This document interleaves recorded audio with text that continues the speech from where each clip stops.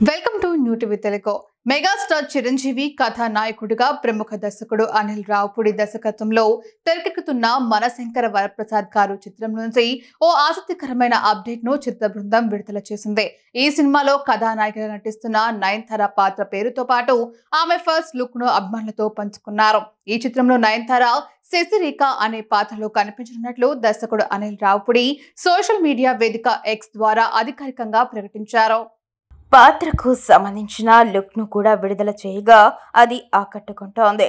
ఇదిలా ఉండగా దసరా పండుగ సందర్భంగా రేపు మరో సర్ప్రైజ్ కూడా రాబోతుందని అనిల్ రావుపూడి తన పోస్ట్ లో పేర్కొన్నారు. దీంతో అభిమానుల్లో ఉత్కంఠ మరింత పెరిగింది. పండుగ రోజు రాబోయే ఆ కొత్త కబురు ఏమై ఉంటుందా అని అందరూ ఆసక్తిగా ఎదురుచూస్తున్నారు. ఈ సినిమాలో విక్టరీ వెంకటేష్ కూడా ఓ ముఖ్యమైన పాత్రలో నటిస్తుండడం విశేషం. చిరంజీవి, వెంకటేష్ వంటి అగ్రతారలు కలిసి నటిస్తూ ఉండడంతో సినిమాపై అంచనాలు భారీగా ఉన్నాయి.